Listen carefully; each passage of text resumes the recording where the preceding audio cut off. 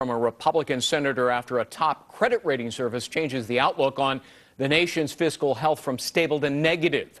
The Standard & Poor's announcement comes as lawmakers are clashing over how to slash $14 trillion in our national debt and whether to raise the limit on the U.S. credit card known as the debt ceiling. That senator is Mark Kirk of Illinois. He joins us now live. Senator, thanks so much for being with us. Thanks for having me. On our sister network back in February, the Fox Business Network, you said you would vote no on raising the debt ceiling unless, quote, there's dramatic anti-spending reform.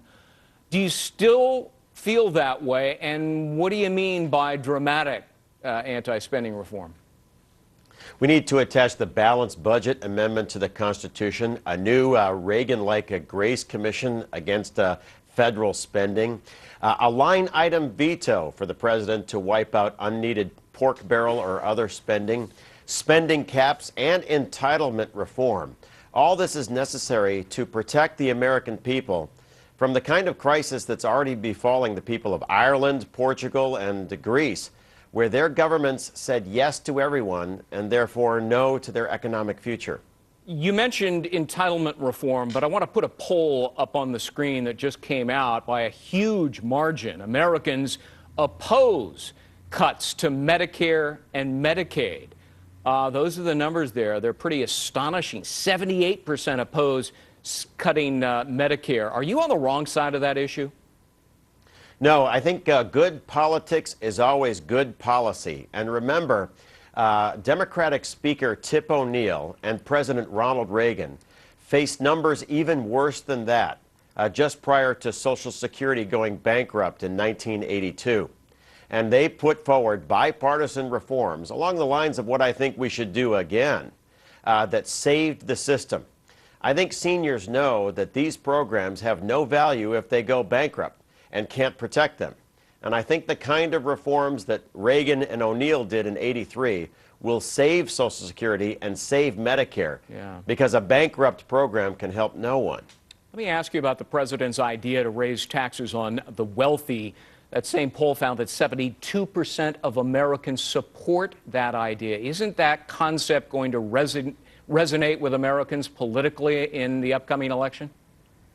Over time, you will see that a class warfare argument can have a temporary benefit, but I am worried because this economy is in a very fragile recovery right now, and especially with gas prices now at $4.14 a gallon, for example, in Chicagoland, people are not feeling very wealthy. I'm pretty worried also about the Federal Reserve missing a huge inflation signal that's now hitting this economy.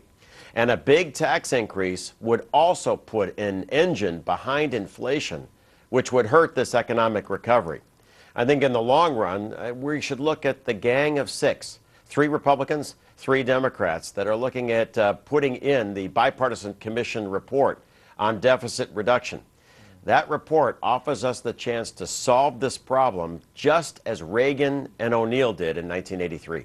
I want to throw one more poll at you, and we'll put it up on the screen. 58% of Americans disapprove of the way the president is handling the budget deficit.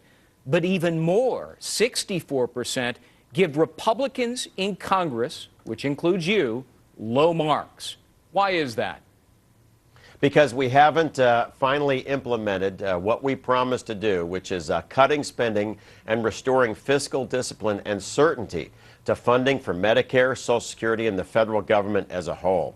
Right now, with Standard & Poor's saying that the future of U.S. debt is negative, it undermines the entire underpinnings of our world economic system and the future of the U.S. dollar.